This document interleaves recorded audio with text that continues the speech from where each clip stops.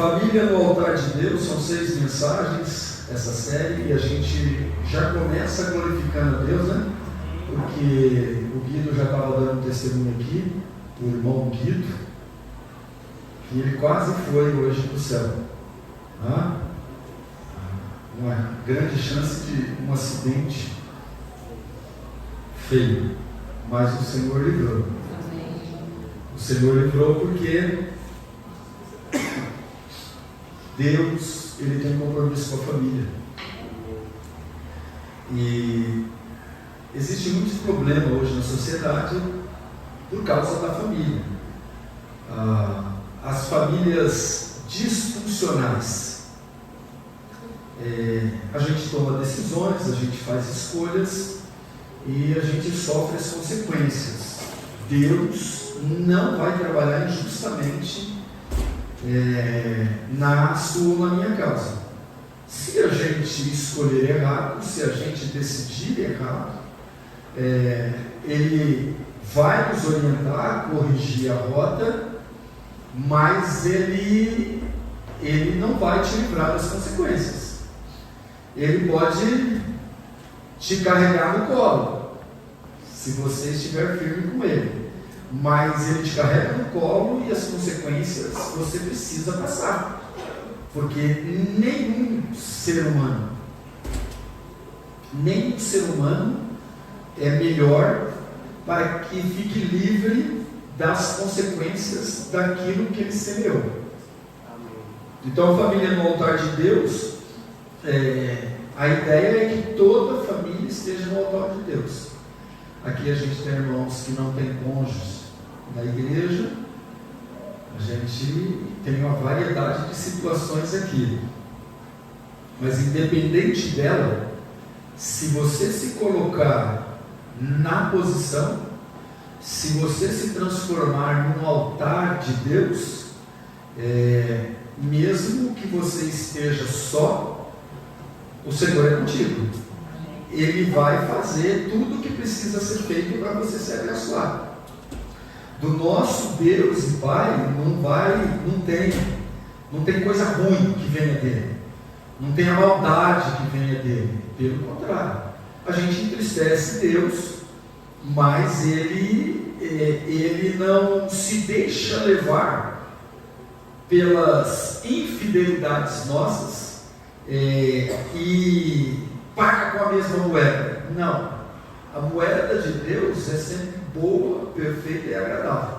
A moeda de Deus sempre vai ser de bênção, mas você só vai colher esse resultado se você escolheu errado, está pagando preço, está passando um momento difícil. Continue na presença de Deus. Continue na presença de Deus, que você será tremendamente abençoado ou abençoada. A gente já falou sobre o assunto aqui, a série A Família no Altar de Deus, mas o tema de hoje é a família do filho pródigo. A gente acho que já falou do filho pródigo na célula, a Renata ministrou sobre o filho pródigo.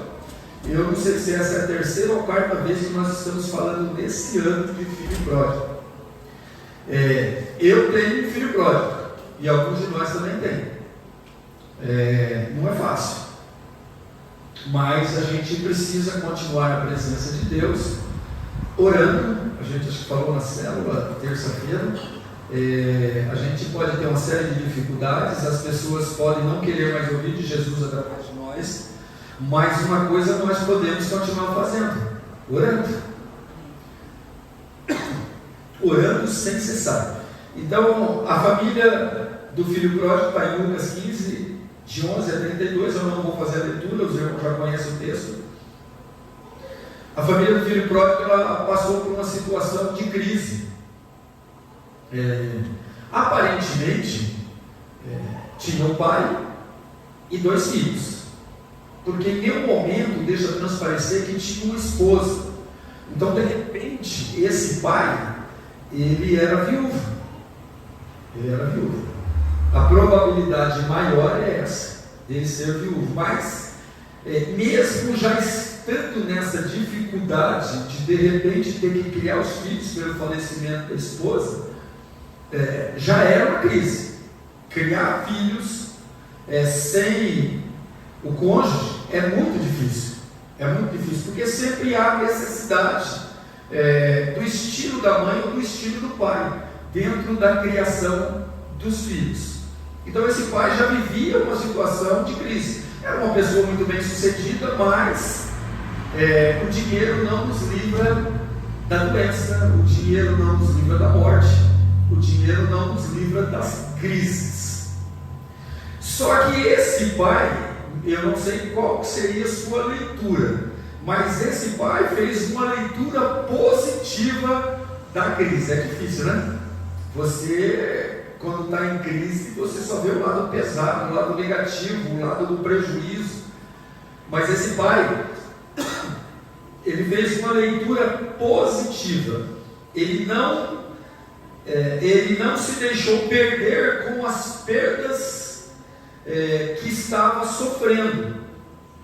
Você pode perder coisas e até pessoas. Você só não pode se perder. Você vai perder, de repente, aqui a gente não passa por isso. Claro que se um alagamento chegar aqui, lá embaixo todo mundo já está morto. Então assim, você não tem esse problema. Mas a gente teve os nossos conterrâneos lá do sul que passaram por dificuldades terríveis. De passar uma vida para construir, para ter bens, e de repente, por uma falta de humanidade do ser humano, deixaram chegar ao ponto que chegou a crise lá no sul.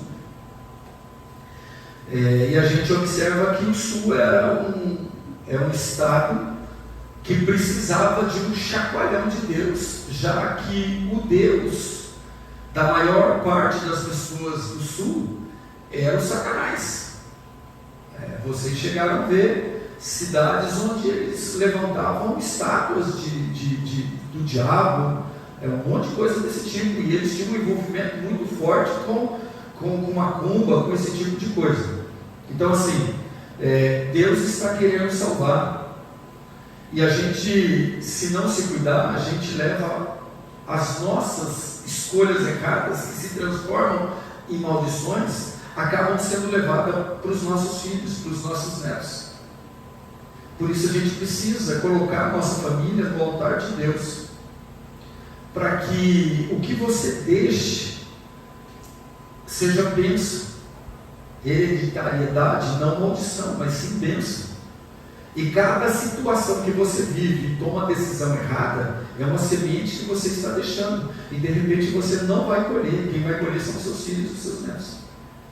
Então a nossa responsabilidade é algo muito, muito grande. Você pode perder coisas e pessoas, você não pode se perder, em nome de Jesus. Filho pródigo, no caso aqui, desculpa irmãos, de terça para quarta, pela primeira vez na minha vida eu não dormi, literalmente eu não dormi. Toda hora eu olhava no relógio, era 1, era 2, era 3, era 4, era 5, era 6, era 7 horas de levantar. Foi a primeira vez na minha vida que eu passei em claro por causa essa tal gripe que está aí agindo. E hoje eu tomei um monte de coisa, chupei uma pastilha aqui para dar uma melhoradinha, mas de vez em quando vai sair uma tossidinha aqui. Mas nós estamos juntos. É maravilhoso fazer parte dessa família e saber que essa família está no altar de Deus, então vale qualquer tipo de sacrifício. Não dá, a Renata até falou, será que você vai conseguir pregar? Vai conseguir agora à tardezinha, a gente tomando um café lá, falou, você vai conseguir pregar? E eu tossindo, feito um doido. Aí você quer que eu pregue? Ela falou uns negocinhos, eu brinquei com ela lá, mas eu amo a igreja, eu amo as pessoas da igreja, eu amo poder servir, eu quero servir cada vez melhor vocês, a igreja, porque, gente, é uma honra gigantesca ter a minha família biológica e a minha família espiritual, todos no altar de Deus. A gente chegou a conversar na célula, acho que foi o irmão Luiz que comentou, que às vezes é melhor ter uma igreja pequena, mas com discípulos de verdade. Discípulos de verdade vivem no altar de Deus. colocam-se no altar e colocam sua família no altar e são tremendamente abençoados. Então, aqui nesse contexto, o filho pródigo é uma expressão que se refere a uma pessoa que regressa à família após uma longa ausência e uma vida desregrada. É o filho pródigo que vocês conhecem. Agora, a palavra pródigo, ela significa desperdiçador. Eu sou desperdiçador. Por incrível que pareça, né? Parece que a minha mulher é desperdiçadora, né? Que dizem que mulher gosta de gastar mais que homem, né? Nem caso ao contrário. Ela esconde os cartões de mim. Porque eu sou o pródigo lá, eu sou o gastador. Desperdiçador, extravagante ou gastador.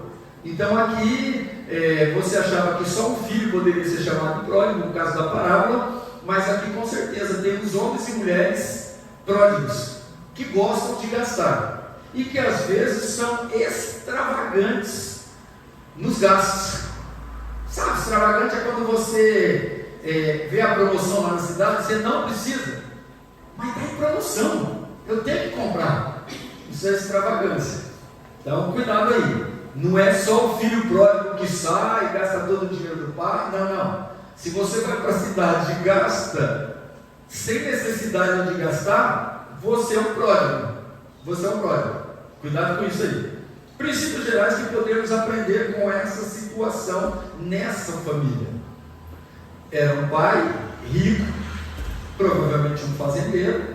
A fazenda dele produzia alguma coisa e os filhos trabalhavam com ele. Isso quer dizer, aparentemente são 3 pessoas, o pai e 2 filhos. E a gente tem o menino mais novo que era o gastador, era o extravagante. E ele decidiu, já que o pai não morre, eu vou abrir o jogo, eu quero a minha parte da herança em vida. Porque a herança só se recebe quando os pais morrem, a herança familiar é quando os pais morrem. Então, quando o filho demonstra interesse no que os pais têm, de uma certa forma ele está torcendo para o pai morrer, para ele se beneficiar dos bens. Isso não acontece no nosso meio. De repente a gente tem até umas vontadezinhas. Desculpa, irmão, foi sem querer. É que eu ia tomar água e não sabia o que fazer. Nem toda a família sai como planejamos,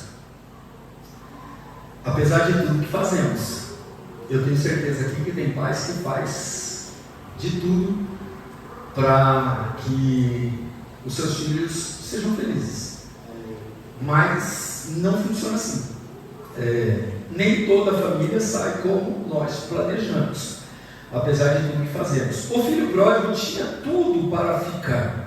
O seu pai era um ótimo pai, e esse pai na parábola, ele representa o próprio Deus, de tão bom que ele era.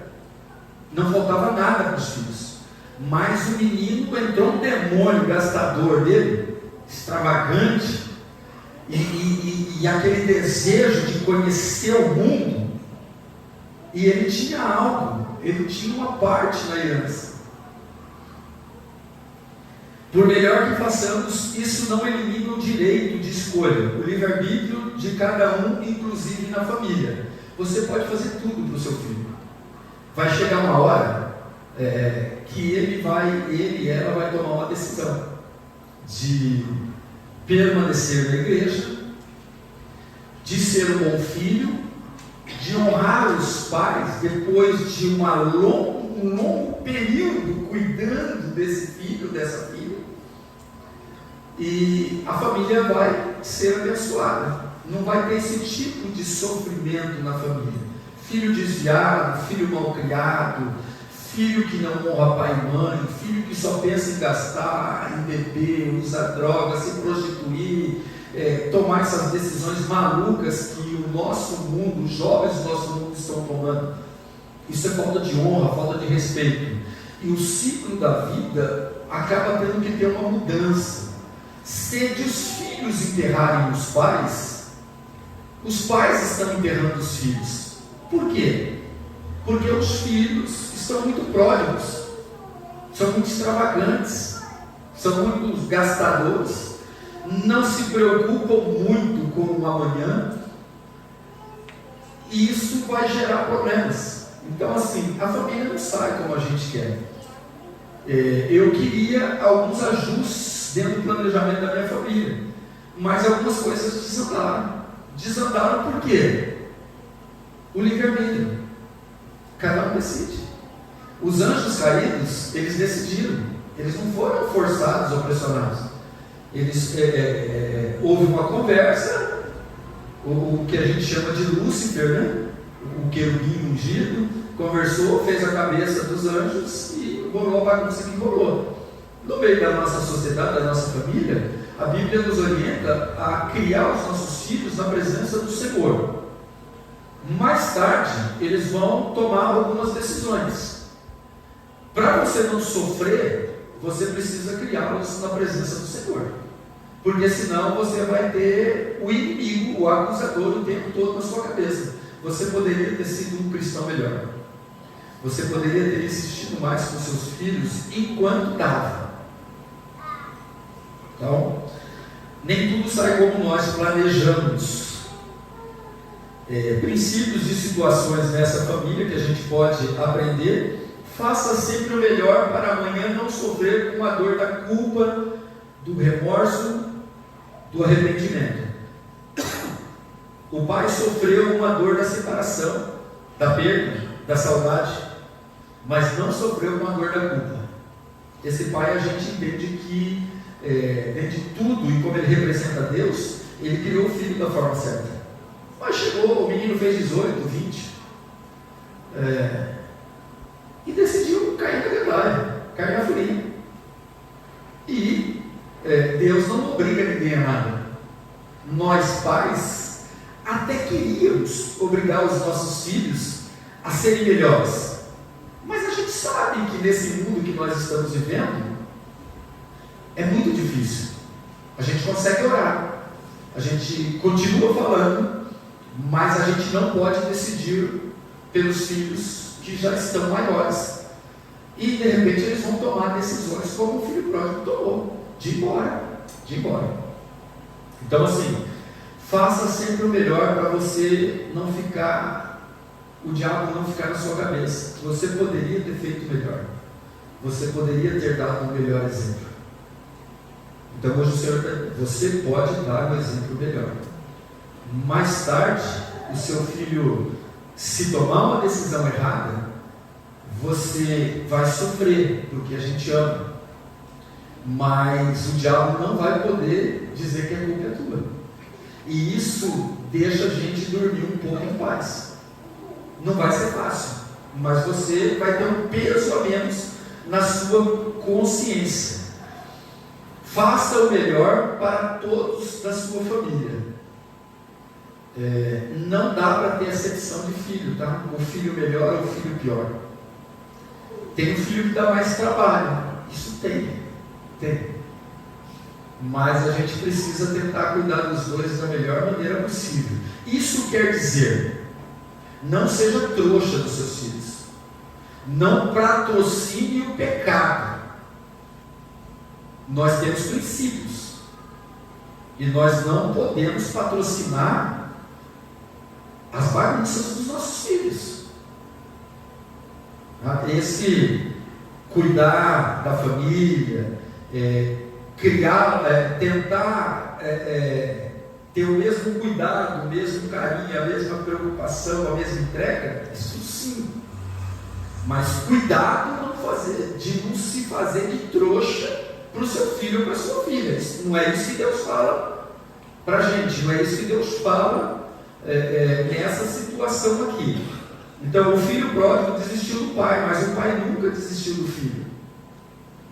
Os filhos até desistem da gente, mas nós não podemos desistir deles.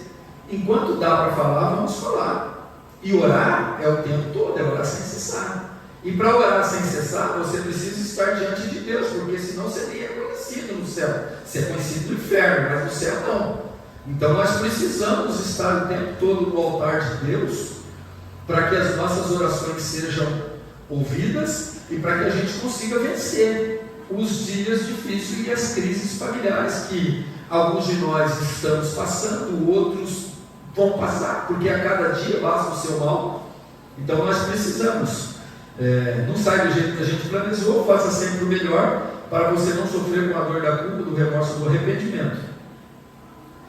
Mas uma situação que a gente pode aprender: em tempo de crise, não deixe Satanás fechar na sua casa a porta da reconciliação. Às vezes é muito difícil, mas nós fomos chamados para a reconciliação. Nós não fomos chamados para divisão, para briga, para contenda. Não. A gente não patrocina o pecado, a gente não é trouxa de ninguém, mas a gente precisa agir conforme a palavra de Deus nos orienta. O pai deixou a porta para o filho aberta. Ele não ameaçou, tipo, se sair por essa porta você não volta mais, você não vê isso. Eu já falei isso, eu não sei, eu acho que foi para o Vitor que eu falei. Às vezes eles querem dar uma crescida, os filhos, né? Achar que a gente não tem mais autoridade. E na minha casa a autoridade sou eu e minha esposa. Minha casa não são meus filhos, as minhas sobrinhas e minha mãe. A autoridade máxima lá sou eu e a rainha. Claro que ela está em primeiro lugar, né? Como disse o outro hoje lá na internet, né? Não interessa quem vai ser o prefeito de São José do São Paulo. Quem vai governar mesmo é a patroa, é a mulher. Então assim, seja lá quem ganhar, quem comanda é. Então lá em casa quem manda é a gente. Na sua casa não é seu filho, sua filha que manda não.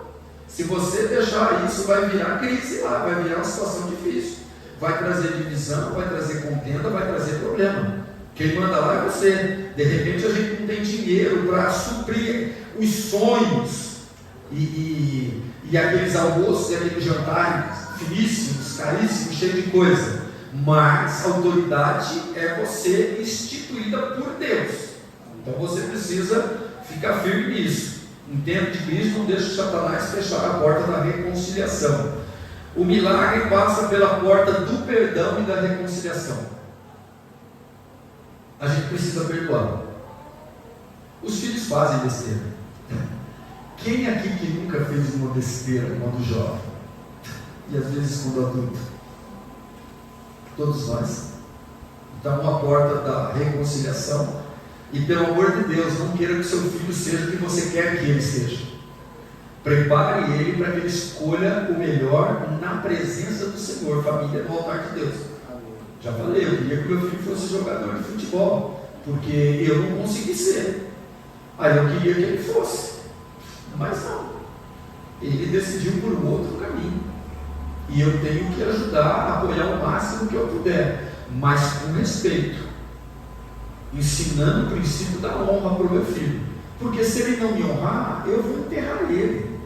E eu não queria enterrar meu filho. Então a gente precisa pensar nisso. Cuidado para você não estar atrapalhando a manifestação de Deus na vida do seu filho, da sua filha. Então, princípios. E agora nós vamos entrar em 2 pontos rapidinhos. O que o pai do filho pródigo teria a dizer a nós para vencermos esses tempos de crise? O que esse pai, que a gente não sabe o nome dele, ele teria para nos ensinar? Nunca deixe morrer a esperança, os sonhos dentro do seu coração. Seu filho pode ser um caos. A sua família pode estar passando por uma situação terrível. Mas não deixe a esperança morrer. O cristão que não tem esperança não é cristão, porque Cristo é a nossa esperança. Então assim, o seu coração precisa estar sonhando, desejando. Você pode fazer como David Boyle show, né? No livro dele, ele tem um livro Quarta Dimensão. Tem mais de 30 anos que eu li esse livro aí, que a minha sogra deu para a gente ler. Gere um milagre. Uma criança demora 9 meses para nascer. Então assim, para trazer alguém para Jesus, de repente passa de 9 meses. Continue orando. continue buscando, não desanime, mesmo que não esteja parecendo que algo vai acontecer, continue orando.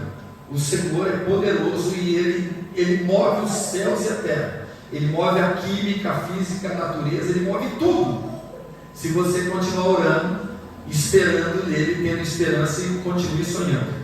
O pai não perdeu a esperança de ver o filho voltar, mesmo depois da situação. Não deixe seus sonhos quando a família morrer. O diabo quer, por mais complicada que seja a sua família, o diabo quer que você pense que seja uma porcaria a sua família, que não vale nada, que não tem jeito. É mentira do diabo. Sua família tem jeito.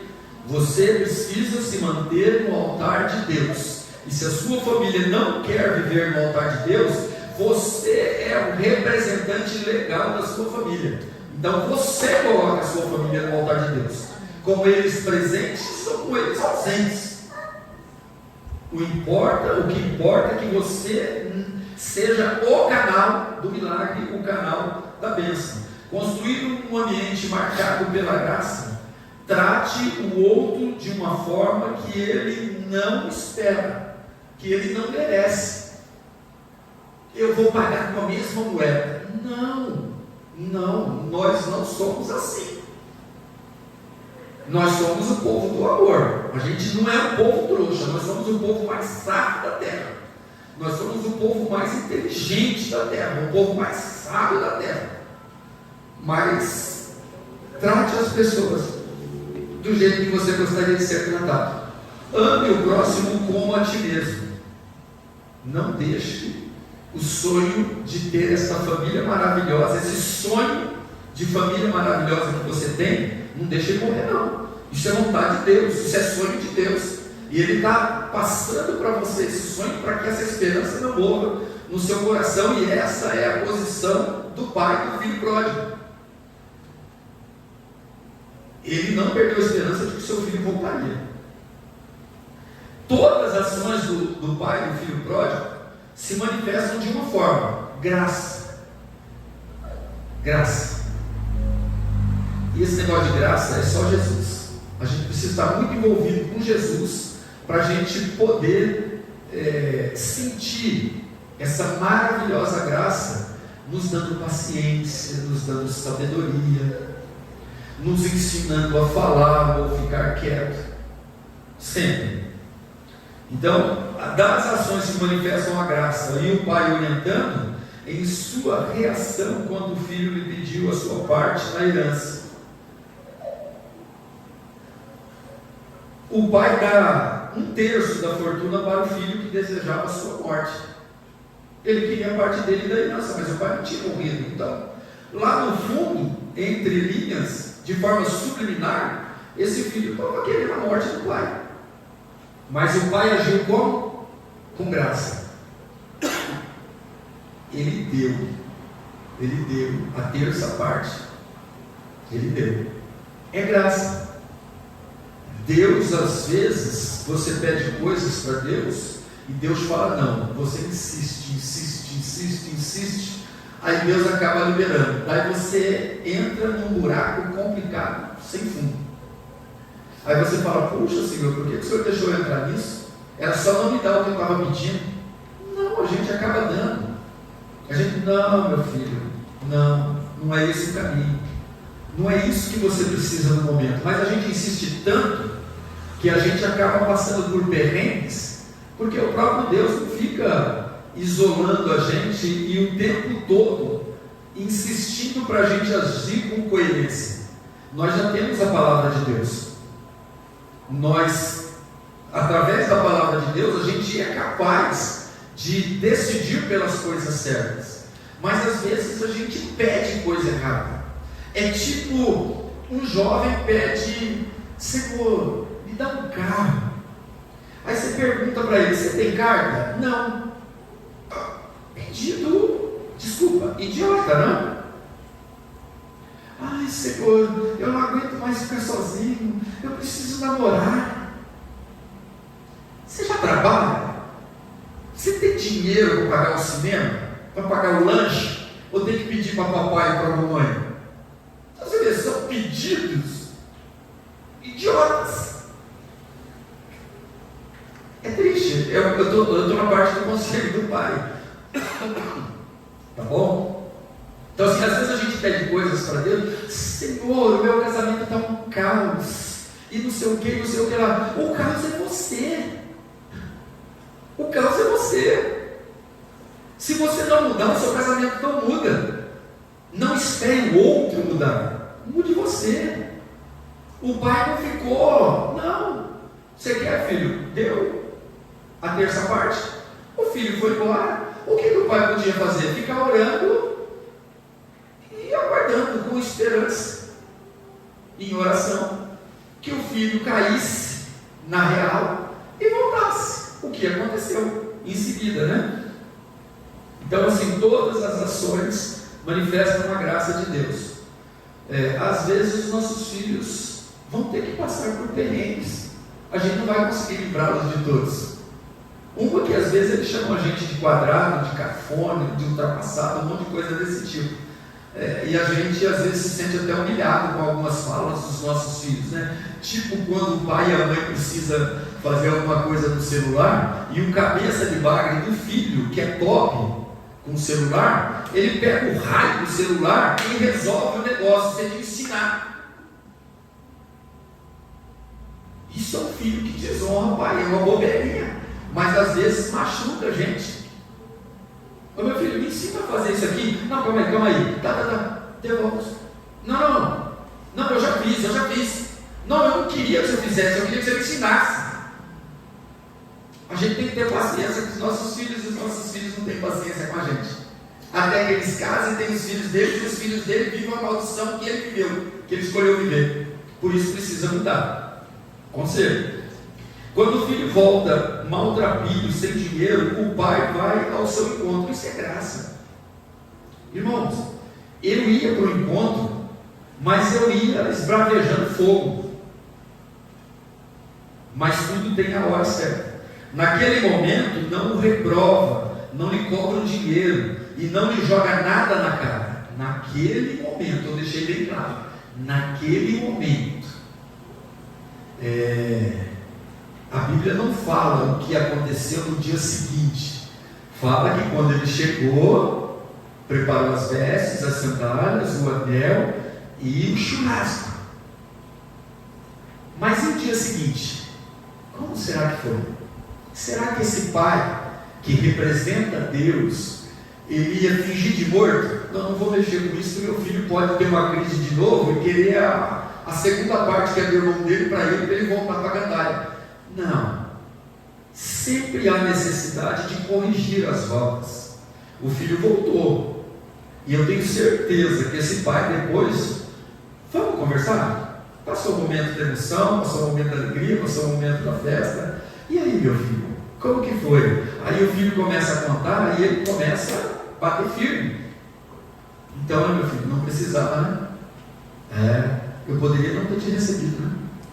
Ou ter te recebido como um funcionário meu. Você agiu errado. E não adianta só pedir perdão, tem que se arrepender e não fazer mais.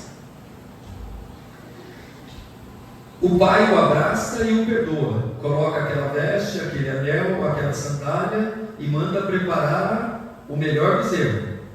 Mas a gente tem certeza que precisa ser ajustado essas coisas. A gente precisa saber o momento de falar. Falar nervoso só vai causar em você a necessidade de pedir perdão para quem não merece que você peça perdão.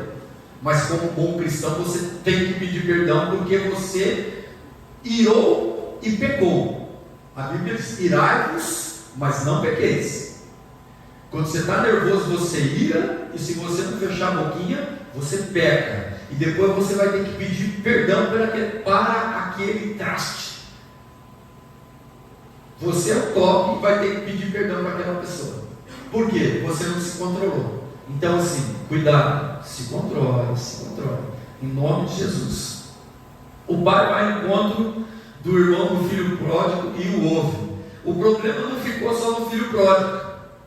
gerou ciúmes no outro filho. E o pai teve que resolver esse problema também. Mas ele conversou e resolveu. Vocês acham que essas 3 pessoas, o pai e os 2 filhos, viveram felizes para sempre? Não. Porque não é da agora que a cada dia basta o seu mal. Sempre vai haver discussão, vai ter problemas nas famílias. Mas nada melhor do que ouvir, para depois falar. Isso aí eu acho que é até técnica de coach. Ouça. Quantos anos você tem, Camila? Resposta correta. Se eu perguntasse para uma pessoa mais velha, ela poderia dar uma risadinha e alguém falasse assim: não se faz esse tipo de pergunta para a mulher. Mas dentro do treinamento de coach, você só responde o que lhe foi perguntado. A Camila poderia falar assim: eu tenho 20, mas eu tenho uma cabeça de 35, 40. Não, eu só perguntei quantos anos você tem. Se você ouvir, você vai saber dar a resposta com sabedoria. E não exagere na resposta, porque daí parece que você está mentindo. Ou está querendo se aparecer. O pai ouviu o filho que já estava em casa. Os irmãos sabem, depois foi o filho. Essas 1000 cabeças de gado que tem aqui, esses 5.000 ovelhas, esses 2.000 bodes. A gente não come carne de burro, né? Não, só os burros que acreditam que um burro vai dar picanha para os outros, né? Colocação. Eu estava indo bem, mas eu precisava dar uma estragadinha. Você vê, até perdi o fio da meada. Ouvir, né? Ouvir. Aprenda a ouvir. Aprenda a ouvir. E depois você responde. Respira fundo para não dar a resposta errada. Eu dei uma resposta errada para o meu filho e eu pago até hoje. Meu filho queria fazer tatuagem, vocês sabem disso. E eu falei: com o meu dinheiro você não faz tatuagem, quando você tiver o seu, você faz. Lembra? Ele conseguiu um emprego para jogar videogame e ganhava em dólar e encheu o corpo de tatuagem. Eu dei resposta errada. Eu poderia ter dito: filho, enquanto você morar dentro da minha casa, não tem tatuagem. Mas eu dei uma palavra errada. Eu dei a palavra errada. E eu tive que engolir quando ele falou isso para mim. Ele me lembrou de qual seria o requisito para ele ter tatuagem. Dinheiro dele. Eu errei. Ele me fez uma pergunta e eu poderia ter dado a resposta com sabedoria. Filho, você só faz tatuagem quando você estiver na tua casa. Mas não, eu achava que o meu filhinho nunca ia trabalhar, que ele não tinha condições de ganhar dinheiro, porque ele é muito bobinho, ganha mais dinheiro do que eu. Cuidado com as respostas. Ouça mais e fale menos. Deus já falou comigo sobre isso. Desde domingo ele está falando comigo sobre isso. Será que não está faltando graça nesse celular? Quando falta graça, invertemos a ordem da prioridade. Por isso tem que ser feito tudo com paciência. Quando falta graça, a indiferença petrifica o coração da família. Sabe quando lá dentro da tua casa, um de vocês são um coração de pedra? Não pode. O cristão não tem coração de pedra. A palavra de Deus diz que o Senhor troca o coração de pedra por um coração de carne. Um coração paciente, amoroso, um coração sábio, prudente, esperançoso. Então assim, não adianta você pagar de durão. Vai chegar uma hora que o filhinho e a filhinha vão fazer 18 anos, vão estudar à noite, e você nem sabe o que pode acontecer na escola e na faculdade. Enquanto você só imagina que a sua filha é bebê, só você, trouxa, como eu achava que a minha, o dia que a minha mulher falou, eu já falei para os irmãos, que a minha filha beijou um vagabundo na boca. Gente, eu estava almoçando, eu chorei. Eu chorei, a minha filhinha. Alguém beijou a boca da minha Santa Laura. Lembra, dona Renata? Quando a Renata me falou isso, eu estava comendo, eu parei de comer. Eu sou trouxa até hoje, vou parar de falar, senão eu vou chorar. Renan está aí, gente, misericórdia. Ela dorme com ele. É difícil de acostumar com essas coisas. A gente que é pai de menina. Não é que a gente é machão, machista, mas é difícil pra caramba. Mas é um conselho que o pai dá para nós, né? Vai chegar a hora, não tem jeito. E tem que ter muita graça, você tem que cuidar bem. A nossa família, se diminuir uma boca, aumentou uma boca. Se da Laura ir para a família do Renan, o Renan veio para a minha família. Dobrou o prejuízo. Brincadeira, são maravilhosos os dois. O Vidão também. Quando falta graça, construímos mais paredes que separam do que pontes que unem. Às vezes, eu levei o Vitor, eu não sei se eu comentei com os irmãos, para fazer prova, acho que foi sábado, né, na Uni, e ele falou algumas coisas com relação à política, totalmente sem consciência, e foi rude, foi grosseiro, e eu tive que ficar quieto. Falei, não, calma aí, ele está nessa pegada ainda de, tipo, aluno de faculdade federal, não que ele seja de faculdade federal, mas com a cabeça meio mole, que não sabe o que está acontecendo no meio da sociedade, acha que tudo é normal. Aí eu fiquei quieto, mas eu fiquei muito chateado com as falas ignorantes e me desonraram muito. Mas eu tive que ficar quieto. Por quê? Eu preciso expressar graça. E dentro do pacote da graça tem a paciência. Tenha paciência, não é fácil não. Então você não está aqui para destruir, você está aqui para construir pontes entre você e a sua família. Sempre, sempre. Pais, casamento é permanente, filhos são temporários. Explicação. O sentido aqui é, na velhice, podemos atrapalhar os nossos filhos e sua família. Por mais que você ame o seu filho, a sua filha, eles vão arrumar namorado ou namorada. Você não é mais o super-herói deles, pelo contrário, você só serve para dar dinheiro e na maioria dos casos, tá? Na maioria dos casos. Você é Uber, o seu carro passa a ser carro de todo mundo. E se você não emprestar o carro, a sua filha te desconjura? Não é o meu caso. Não é o meu caso, mas isso acontece muito. Vou dar um exemplo. Numa briga conjugal, a hora que o seu filho casar, sua filha casar, numa briga conjugal não se mete não, vai devagar. Primeiro você ora. Se a moça tiver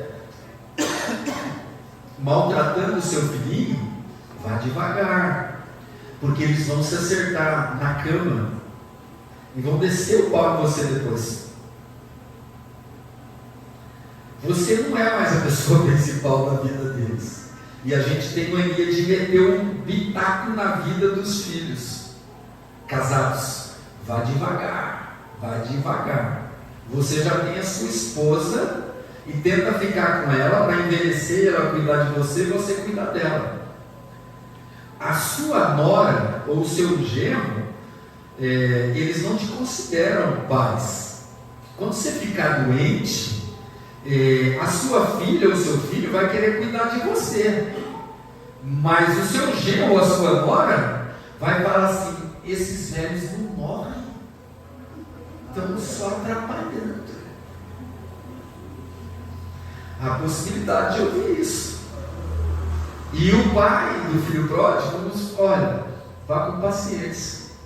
Envelheça de forma saudável, faça exercício, se meta o mínimo possível na vida dos seus filhos, de preferência quando eles pedirem. E tome cuidado, você não é mais a pessoa principal do seu filho ou da sua filha. O namorado já tomou o teu lugar. E o marido ou a esposa mais ainda. Então assim, não fica pagando de vitimazinha não. Você já aprendeu isso e você tem que viver isso. Agora, não envelheça doente para dar trabalho para seus filhos. Cuide da sua saúde. Você pode comer feijoada, você pode comer gordura, panceta, mas tudo de forma regrada, tá? E faça caminhadas, caminhe também, de vez em quando, para você envelhecer e quando chegar a sua hora, morra e não dê trabalho. Eu morro de medo de dar trabalho para os meus filhos. Uma, porque é complicado demais. Graças a Deus, a minha mãe, eu sou filho da minha mãe, então eu vou falar uma coisa que a nora dela não vai concordar. Mas a minha mãe quase não me dá trabalho. Eu, filho da Judite. Agora, Renata, se vocês vissem a cara dela aqui, vocês iam ver que é outra coisa. Por quê? A minha mãe não é mãe dela. Então a gente precisa agir com cuidado, com cautela, não se meta demais. Os sanguíneos, tomem cuidado, porque a gente precisa se meter menos na vida dos nossos filhos. Jesus veio em graça e em verdade, então usufrua da graça de Deus, tendo paciência, tendo amor. Você precisa sacrificar o seu ego para viver a graça de Jesus na sua família. Isso é conselho do pai. Agora, conselho do filho. Cuidado com suas decisões. Aqui tem jovens e adolescentes. Cuidado com as suas decisões em tempo de crise. Porque se você decidir errado, seu filho vai ser entre porcos. Esse foi quase o fim do filho pródigo. Não se precipite, tenha calma antes de decidir. Se você pedir conselho para os teus pais, filhos, aqui, eles sempre têm um conselho bom. E a experiência dos longos anos de vida que nós tivemos pode te ajudar a sofrer menos e nem passar pelaquela situação de crise e de sofrimento.